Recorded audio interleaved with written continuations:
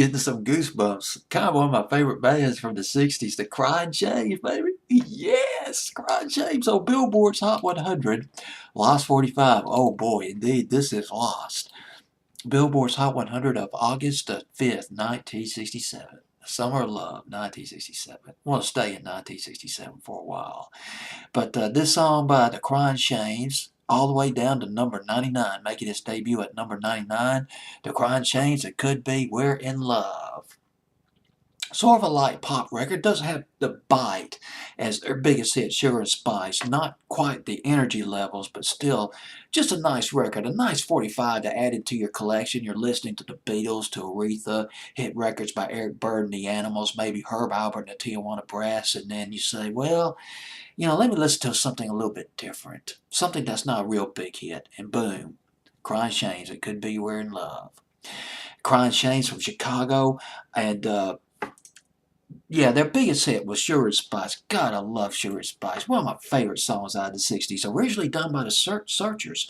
It was written by Tony Hatch, Petula Clark's sidekick, her songwriter, and he wrote Downtown, or co-wrote Downtown, or produced it. But anyway, he was a big name in the music business back in the day, back in the mid-60s. He wrote Sugar and Spice, hit overseas by the Searchers, and then became a hit for the Cryan in 1966, but not real big. I don't understand why it never became a really big hit.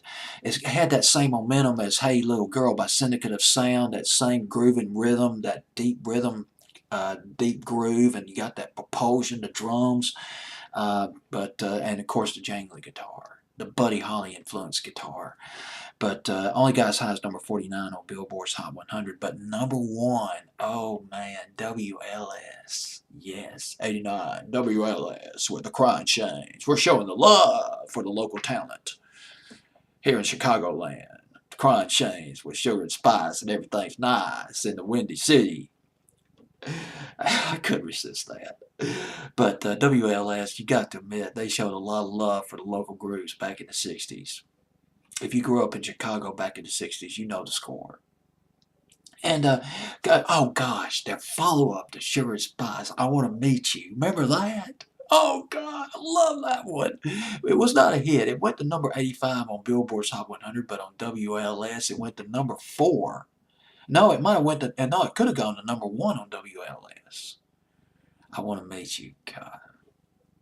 And another song, We Could Be Happy, that went to number 1 on WLS. Both of those songs written by Jim Fairs, group member Jim Fairs, signed to Columbia Records in 1966. They recorded the Sugar and Spice album in 2 days.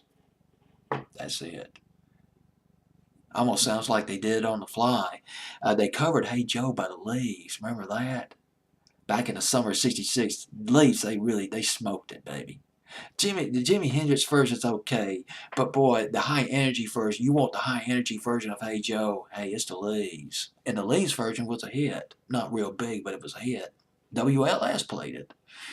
And they also covered on that album, We Gotta Get Out of This Place, Eric Bird and the Animals, summer of 1965. They covered that song. But here's the deal, the Vietnam War, the ugly head of the Vietnam War, just grabbed one of the group members. Jerry Stone, group member Jerry Stone, he was drafted into the Army and had to fight in Vietnam before they got to their second album, Cryan. So they had to do some different lineup, went a little bit psychedelic, more heavy on studio arrangements on their second album. And I'm not sure which album, though, this song came out of, to be honest with you. Oh gosh, only got as high as number 85.